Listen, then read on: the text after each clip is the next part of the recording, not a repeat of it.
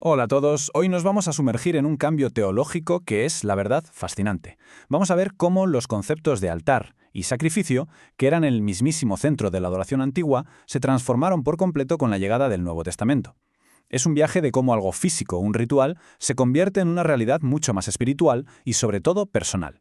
Para entender bien esta evolución, vamos a hacer un recorrido en 5 paradas. Primero, ponemos las bases, definiendo los términos. Después, veremos cómo el foco se desplaza del ritual al corazón, analizaremos esa idea de un sacerdocio superior, luego, el concepto de un sacrificio único y perfecto, y, para terminar, veremos qué significa todo esto para la práctica del sacrificio hoy en día.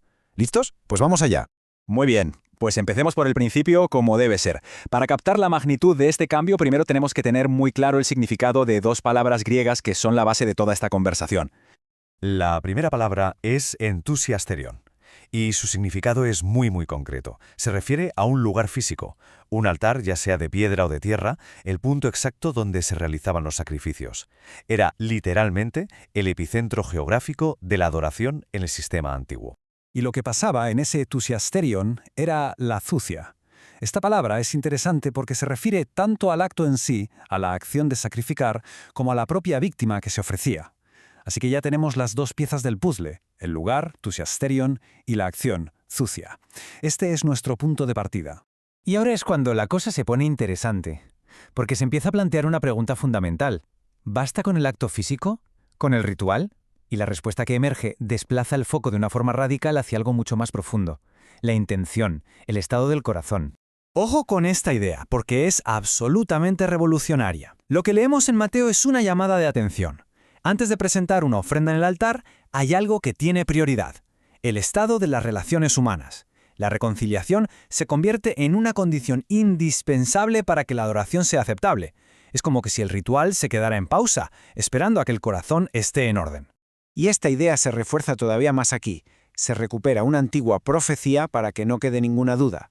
Lo que se desea de verdad no es el cumplimiento externo del ritual, sino una cualidad interna del corazón, la misericordia. La motivación, lo que hay dentro, pasa a ser mucho más importante que la acción de fuera. Aquí llegamos a la culminación de este pensamiento. Y lo interesante es que en este diálogo no es solo una enseñanza, sino que un escriba, un experto en la ley, lo reconoce y Jesús lo confirma. Amar a Dios y al prójimo tiene más valor que todos los sacrificios y ofrendas del templo juntos. La ética, claramente, se pone por encima del rito. Venga, ahora nos vamos al libro de Hebreos, porque aquí el argumento se vuelve mucho más denso y teológico. Es donde se explica por qué el antiguo sistema, con toda su importancia, al final no era suficiente. El autor de Hebreos utiliza una metáfora potentísima. Dice que todo el sistema del templo, los sacerdotes, los rituales, no eran la realidad final, sino una copia y sombra. Pensemos un segundo en esto. Una sombra nos indica que hay un objeto real, pero la sombra no es el objeto. Pues de la misma manera, el sistema antiguo era un modelo en la tierra que solo apuntaba a una verdad mucho más grande, una verdad celestial.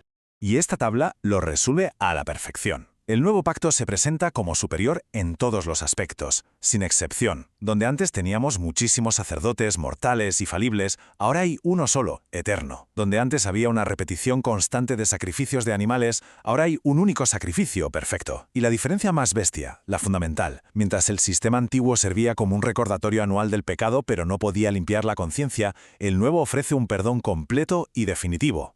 Y todo esto nos lleva al clímax del argumento, al punto culminante, la que se presenta como la solución definitiva al problema del pecado. Toda esta nueva teología gira en torno a este número, el 1. Y no es una cifra al azar. Representa finalidad, representa algo completo, simboliza un evento único que lo cambia absolutamente todo. A diferencia de ese ciclo que parecía interminable de sacrificios, que se repetían día tras día, año tras año, sin llegar a solucionar el problema de raíz, la ofrenda de Cristo se presenta como algo radicalmente diferente. Es un evento único, un solo acto, hecho una vez, y que es suficiente para siempre. Y la conclusión es demoledora, radical. Si este sacrificio perfecto ya ha conseguido el perdón completo, entonces la necesidad de seguir ofreciendo sacrificios por el pecado simplemente desaparece. El sistema ritual ha llegado a su cumplimiento y, por tanto, a su fin. Entonces, la pregunta es obvia. Si el antiguo sistema se ha cumplido, ¿cómo es el sacrificio para un creyente ahora? ¿Es un concepto que desaparece por completo o se transforma en otra cosa? Esta es la pregunta del millón, la consecuencia práctica de este cambio teológico tan profundo.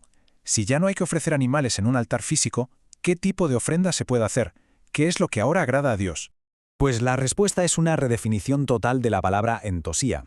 El sacrificio ya no es algo que se hace por el creyente, sino algo que el creyente hace. Se convierte en presentar la propia vida como un sacrificio vivo, en ofrecer alabanza como un sacrificio constante, en actos tan prácticos como hacer el bien y ayudarse mutuamente. La adoración se ha movido del altar a la vida de cada día. Y así cerramos el círculo. Hemos viajado desde un altar físico, el Zusiasterion, hasta una vida de sacrificio espiritual, la Zusía.